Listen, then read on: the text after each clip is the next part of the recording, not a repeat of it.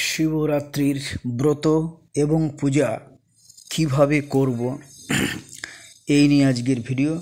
আমরা শিব বন্দনা করে আমরা চলে যাব শিবরাত্রি ব্রত কিভাবে করা উচিত।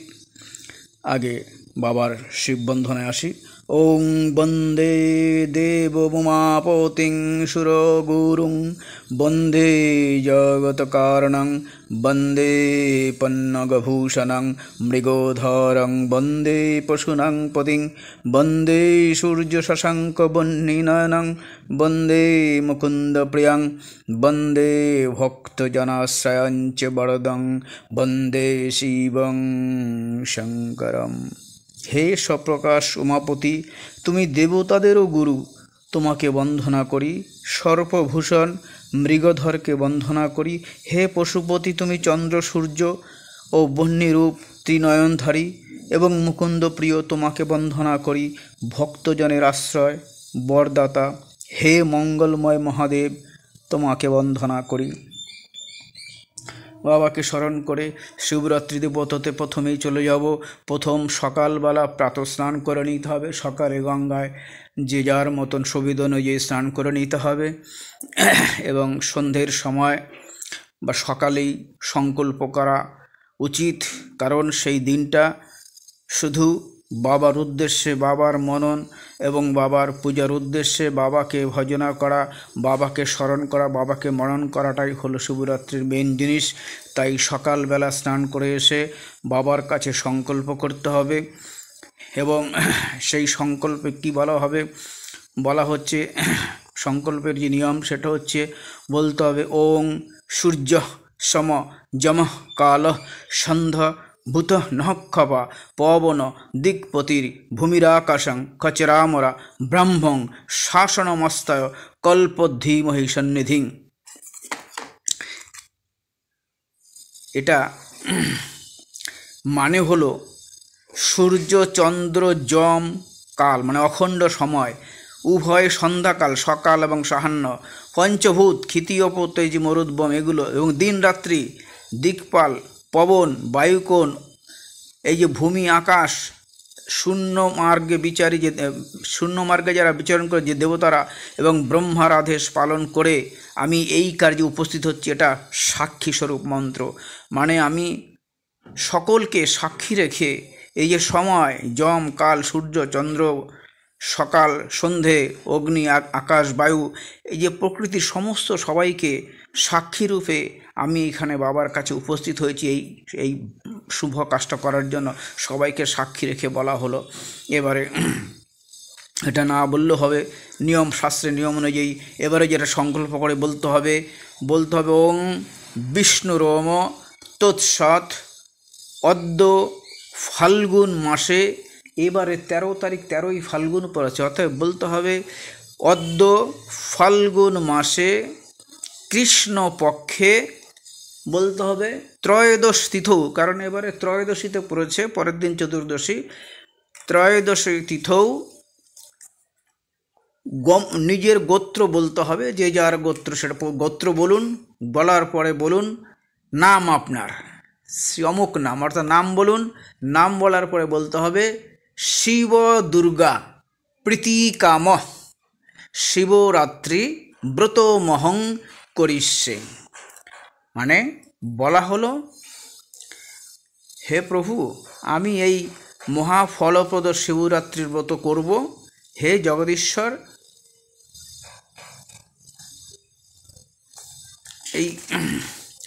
এই যে শিবরাত্রিতে যে প্রথমে যে সবাইকে সাক্ষী রেখে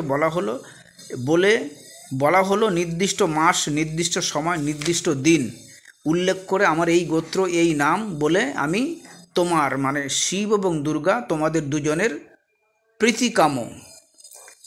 প্রীতিকামের উদ্দেশ্যে, মানে তোমাদেরকে আনন্দ দেবার উদ্দেশ্যে আমি এই কাজে ব্রত হয়েছি। এইটা হলো বাংলা। তাহলে সংকল্প বলতে হচ্ছে ওং বিষ্ণুরোম তৎসদ্য অদ্য ফাল্গুন মাসের কৃষ্ণপক্ষের ত্রয়োদশ তিথৌ নিজের গোত্র নাম বলে শ্রী শিব দুর্গা প্রীতিকাম শিবরাত্রি ব্রত শিবরাত্রি ব্রত মহং করিষ্যে। এরপরে হাত জোর করবো, হাত জোর করে বলতে হবে। কি বলবো? বলবো ওং শিবরাত্রি ব্রতং হেতৎ করিষ্যহং মহাফলং নির্বিঘ্নমস্তু মে চাত্র তৎ প্রসাদাদ জগৎপতে চতুর্দশং নিরাহার হুত্তা শম্ভো পরোহনি ভোক্যহং ভুক্তিমুক্তার্থং শরণং মে ভবেশ্বরঃ। এতে কি বললাম? বাবাকে বললাম আমি এই মহাফলপ্রদ যে শিবরাত্রি ব্রত এইটা আমি করছি, হে জগদীশ্বর তোমার প্রসাদে এই কার্য আমার বিঘ্ন নাশ হোক। অর্থাৎ আমি যেই শুভ কাজ করতে যাচ্ছি তোমার আশীর্বাদে এই সমস্ত আমার যে কার্য এটা যেন বিভিন্ন রকম বিঘ্নকে নাশ করে, বাধাকে নাশ করে। হে শম্ভু, আমি চতুর্দশীতে নিরাহার থাকিয়া পরের দিন ভোজন করিব। হে ঈশ্বর, ভোগ ও মোক্ষের জন্য তুমি আমার আশ্রয় হও। এই জন্য এটা আপনি ভগবানকে এটা বলে নিলেন। সেই জন্য এই মন্ত্রটা শুধু বলতে হবে, এমন কিছু না। তারপরে প্রত্যেকটা প্রহরের মন্ত্রই বলা থাকবে খুব সহজভাবে। আমি আবার বলছি, তাহলে বাবার কাছে আমরা যে বললাম সেটা হচ্ছে ওং শিবরাত্রি ব্রতং হেতৎ করিষ্যহং মহাফলং নির্বিঘ্নমস্তু মে চাত্র তৎপ্রসাদৎ জগৎপতে চতুর্দশং নিরাহার হুত্তা শম্ভ পরহনি ভক্যহং ভুক্তিমুক্তার্থং শরণং মে ভবেশ্বরঃ। বাংলায় বললেও হবে, ভগবান সমস্ত ল্যাঙ্গুয়েজ জানে। বলা হলো বাংলায় বলবো, আমি এই মহাফলপ্রদ শিবরাত্রির ব্রত করব প্রভু। হে জগদীশ্বর তোমার আনন্দে এই কার্য আমার সমস্ত বিঘ্ন নাশ করুক। হে শম্ভু, আমি এই ত্রয়োদশী এবং চতুর্দশীতে নিরাহারে থাকিয়া পরের দিন ভজন করিব। হে ঈশ্বর, ভোগ এবং মোক্ষের জন্য তুমি আমার আশ্রয় হও। এই হলো এটা বলবো। এরপরেই সন্ধ্যের পরে আপনারা যেখানে শিবলিঙ্গ আছে, অর্থাৎ আপনারা সেই কাছাকাছি জায়গায় বা নিজের বাড়িতে থাকলে, মন্দির থাকলে তো কথাই নেই, সেই জায়গায় আপনারা, কারণ প্রথমে তো একটা সংকল্প করতে হয়। সংকল্প করলাম সবাইকে সাক্ষী রেখে, হ্যাঁ, তারপরে সংকল্প করলাম। সংকল্প করার পরে বাবার কাছে বলার পরে এবার আমরা প্রথম প্রহরে আমরা শিবের মাথায়, শিবের লিঙ্গে জল এবং দুধ দেব। নিয়ম হলো যে বাবাকে বলতে হবে যে আমি তোমাকে এটা দিচ্ছি, তুমি এটা গ্রহণ করো। তাহলে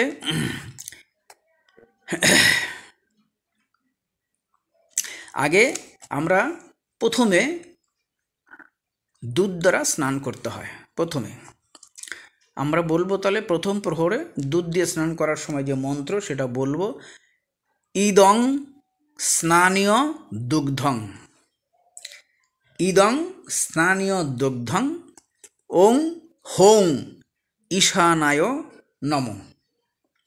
ইদং স্নানীয় দুগ্ধং, অর্থাৎ এই স্নানের জন্য এই দুগ্ধ দিয়ে, হোং মানে হলো বীজ মন্ত্র বাবার, এটা হলো মৃত সঞ্জীবনী বীজ মন্ত্র বাবার। হোং ঈশানায় নমঃ বলে স্নান করাতে হবে। তাহলে ইদং স্নানীয় দুগ্ধং হোং ঈশানায় নমঃ বলে স্নান করতে হবে। আর যে অর্ঘ্য মন্ত্রটা, অর্থাৎ যখন আপনি এটা ঢালছেন শিবের মাথায়, তখন আপনি বলুন, ইদম অর্ঘ্যং ওং শিবরাত্রি ব্রতং দেব পূজা জপ পরায়ণ করমি বিধিবদ দত্তং গৃহানর্ঘ্যং মহেশ্বরম। কি বললাম? বাংলায় বলবো যে হে দেব, আমি পূজা ও জপে তৎপর হয়ে যথাবিধি শিবরাত্রি ব্রত করিতেছি।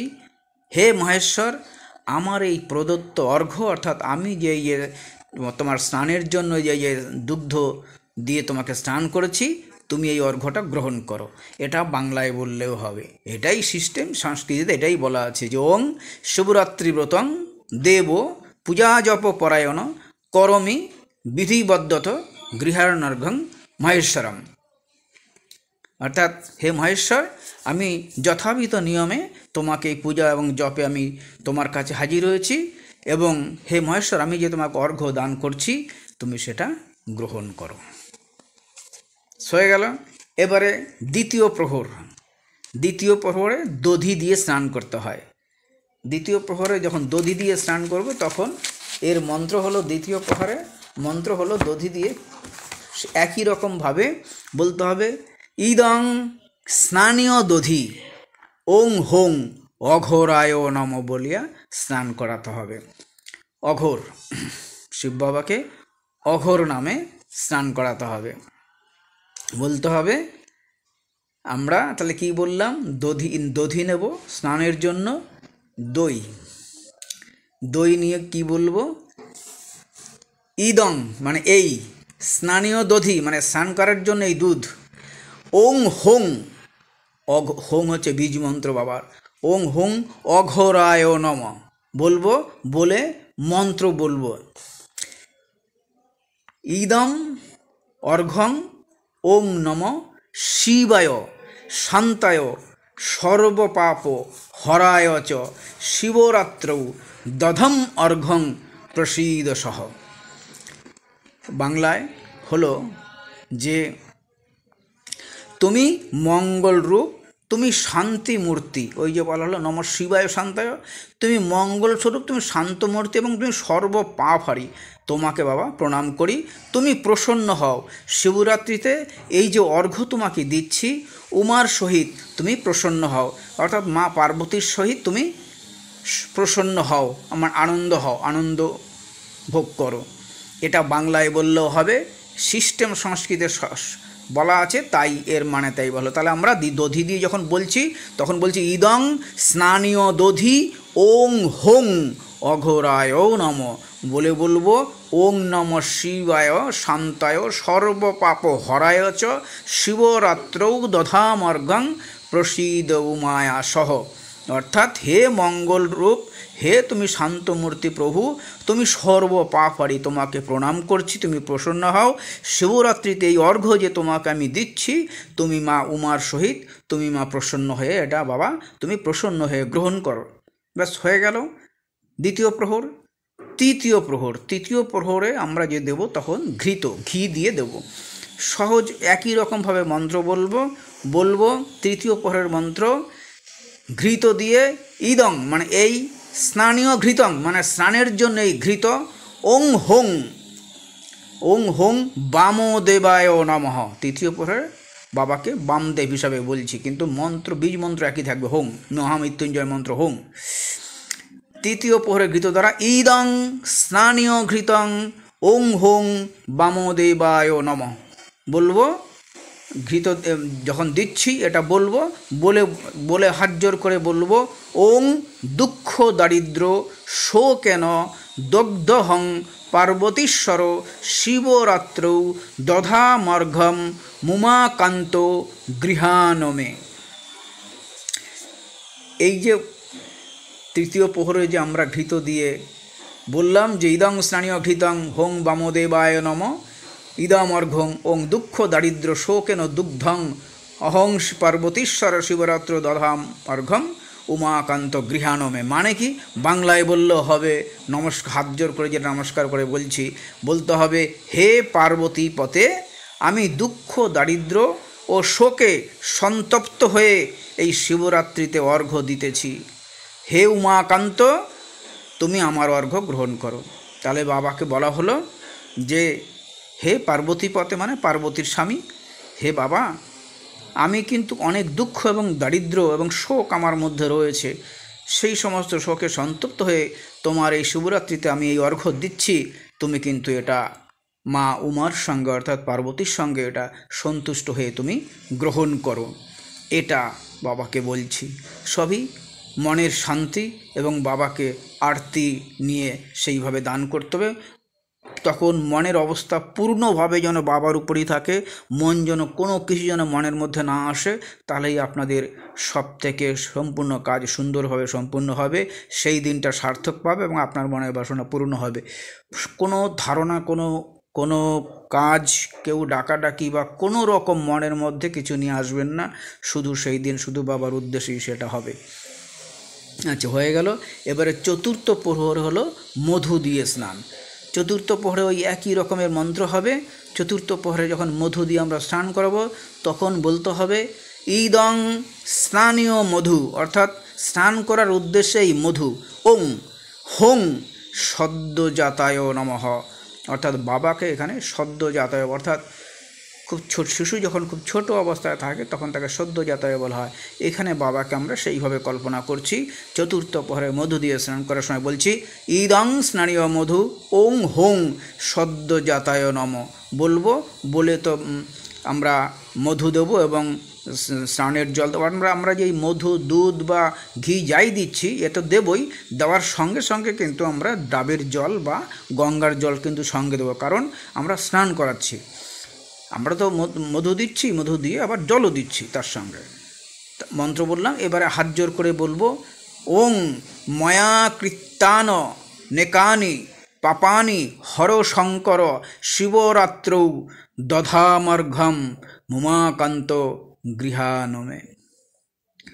আমরা বলছি হে শঙ্কর, বাংলায় বললে হবে, মনে রাখলেও হবে।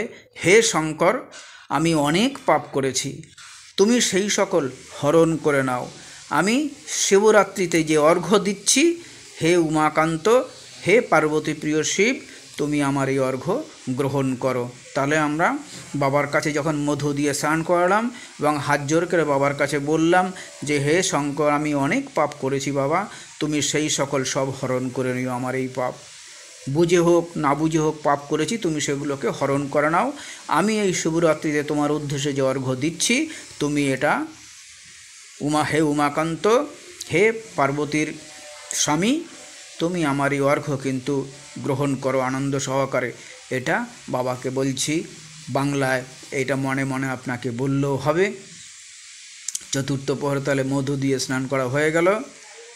এবারে আমরা 4 প্রহরে আমরা ঢাললাম। কেউ যদি 4 প্রহরে না পারেন তাহলে প্রথম প্রহরেই আপনারা কিছুক্ষণ আধ ঘন্টা পর পর করে ঢেলে নেবেন, যে যেরকম রাগ জাগতে পারেন, কারণ জোর করে তো কোনো কিছু করা যায় না।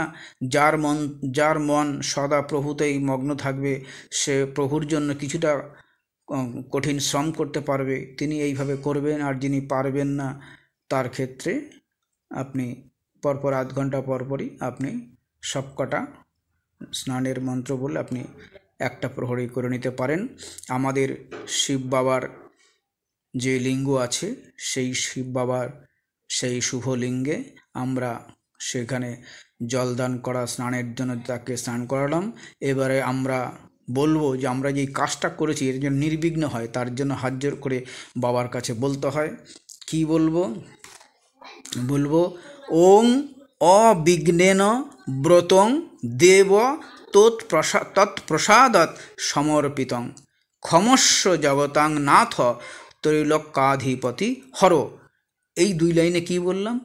ওং অবিঘ্নেন ব্রতং দেব প্রসাদৎ সমর্পিতং, হে দেব, তোমার প্রসাদে নির্বিঘ্নে আমি তোমাকে এই ব্রত অর্পণ করলাম।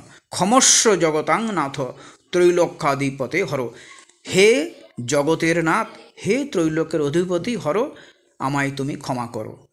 তাহলে আমরা যে কাজটা করলাম এর মধ্যে যদি ভুল হয় তো বাবার কাছে তো ক্ষমা চাইতে হবে। সেই জন্যই বলছি ওং অবিঘ্নেন ব্রতং দেব তৎপ্রসাদ সমর্পিতং ক্ষমস্ব জগতাং নাথ ত্রৈলোক্যাধিপতি হর।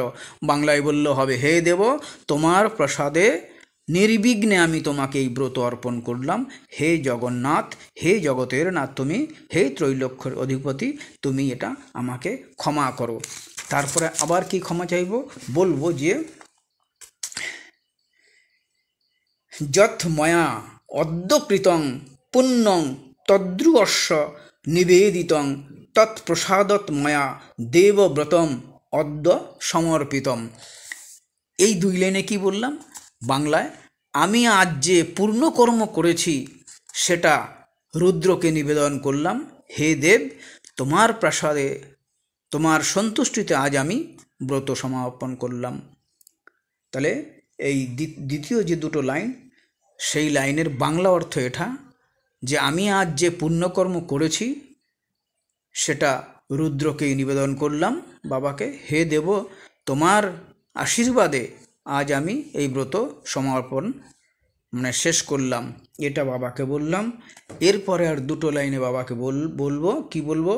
প্রসন্ন ভব যে শ্রীমন মৎভূতি প্রতিপত্তাং তৎ অবলেকন মাত্রেন পবিত্র অস্মিন সংশয়। সংস্কৃতটা কি, যেটা আবার বলি, প্রসন্ন ভব মানে তুমি প্রসন্ন হও, যে শ্রীমান মদভূতি প্রতিপত্তাৎ, তারপরে কি বলল? তৎ অবলেকন মাত্রেন পবিত্র অস্মিন সংশয়। বলছি হে শ্রীমান, আমার প্রতি তুমি প্রসন্ন হও, আমার পূজার সিদ্ধি হোক, অর্থাৎ আমি যে তোমাকে পুজো করলাম সেই পূজার সিদ্ধি হোক। তোমার দর্শন মাত্রই আমি নিশ্চিত পবিত্র হয়েছি, তোমার দর্শন মাত্র। সেই জন্য বলছে তৎ অবলেকন মাত্রেন, মানে তোমার দেখা মাত্রই পবিত্র অস্মি ন সংশয়, অবশ্যই পবিত্র হয়েছে। সেই জন্য বলা হলো লাস্ট মন্ত্রে যে বাংলা বললেই হবে, হে শ্রীমান, আমার প্রতি তুমি প্রসন্ন হও, আমার পূজার সিদ্ধি হোক, এবং আমি যে এই যে ব্রত পালন করলাম সারাদিন উপবাস থেকে, এবং তোমাকে মন্ত্র সহকারে যে আমি এই অর্পণ করলাম, দধি দুগ্ধ ঘি মধু এগুলো যে অর্পণ করলাম, এই যে আমার কাজ, এই আমার পূজা সিদ্ধি হোক, সিদ্ধিপ্রাপ্ত হোক, এবং তোমার দর্শন মাত্রই আমি নিশ্চয়ই পবিত্র হয়েছি। অর্থাৎ তোমাকে যে আমি লিঙ্গরূপে দর্শন করেছি এবং তোমার উদ্দেশ্যে আমি যে পূজা বিধি করলাম, এটা সিদ্ধি করে দাও, এবং আমি নিশ্চিত যে আমি তোমাকে দর্শন করে আমি নিজে পবিত্র অনুভব করছি। এখানেই শিবরাত্রির যে মেন কাজ সেটা হলো। এবারে শিবরাত্রির ব্রত যে কথা, সেটা আপনারা ব্রত কথা সব জায়গায় পেয়ে যাবেন ছোটো বইতে, সেখানে ব্রত কথাটা পড়বেন। যদি সম্ভব হয় আমি পরের কোনো ভিডিওতে ব্রত কথা নিয়ে আসবো। আপনারা সকলে ভালো থাকবেন। একটাই অনুরোধ আপনাদের কাছে, সকলের কাছে, আমি সকলের আপনাদের কাছে ছোট তবুও বলি, শিবরাত্রির সারাটা দিন মন প্রাণ সব সময় যেন বাবার চরণে মনে থাকে। কেউ যারা যারা ভালো পারেন তারা এই ব্রত পড়বেন, এবং বাবার যে স্তোত্র আছে শিব বাবার, সে লিঙ্গরূপী হোক, বাবার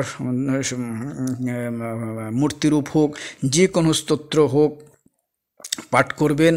আর যদি সেদিন আপনাদের কারোর জানা থাকে, নিশ্চয়ই জানা আছে অনেকের, হয়তো তারা মহামৃত্যুঞ্জয় মন্ত্র পাঠ করবেন, দ্বাদশ জ্যোতির্লিঙ্গ পাঠ করবেন। সারাটা দিন বাবার এই লিঙ্গার্চনা, বাবার ছবি, বাবার চরণ পাদুকা, বাবার মুখ, বাবাকে নিয়েই যেন স্মরণ মননে চলে। আপনাদের শুভরাত্রির পুজো সার্থক হোক, এই বলে এখানে রাখছি। যদি কারোর উপকারে আসে, ভালো লাগে, অবশ্যই চ্যানেলটাকে সাবস্ক্রাইব করবেন। চাওয়ার মধ্যে একটাই, আর সব থেকে আরও বেশি খুশি হব আপনারা প্রত্যেকের আত্মীয় স্বজন বন্ধুবান্ধবের কাছে ভিডিওটা একটু শেয়ার করুন। কারণ একটাই শুধু কারণ, সেটা হচ্ছে মানুষ এই যে মন্ত্রগুলো ব্রাহ্মণরা বলবে, আমরা সেগুলো কিছুই বাংলা বুঝতে পারি না। বেশিরভাগ ভদ্রমহিলা বা আমরা যারা পুজো করতে যাই, আমরা কিছুই বুঝতে পারি না। তারা যেটা বলে সেটা ওই শুনলাম আর বললাম আর দিলাম, কি বললাম বাবাকে নিজেও জানি না। এরকম অন্ধকারে থেকে পুজো না করাই ভালো। যখন করব মনোযোগ দিয়ে মন থেকে প্রভুকে বলবো যে প্রভু এটা করছি, যেন বুঝতে পারি। সেই জন্য বাংলা অর্থ সমেত আপনাদের কাছে হাজির করলাম। বারবার শুনবেন, আপনাদের নিশ্চয়ই উপকারে আসবে। বাবার আশীর্বাদ আপনাদের কাছে সবার কাছে পৌঁছে যাক। বাবাকে লিঙ্গরূপে আপনাদের বুকে বসান এবং বাবাকে আরাধনা করুন। বাবার আশীর্বাদ সবার কাছে পৌঁছে যাক। বাবার অভয় মুদ্রা সকলের মাথায় স্পর্শ করুক, এবং আমার কর্ম সার্থক হোক, আপনাদের কাজটা সহজ হোক, এই বলে এখানেই শেষ করছি। ভালো থাকবেন।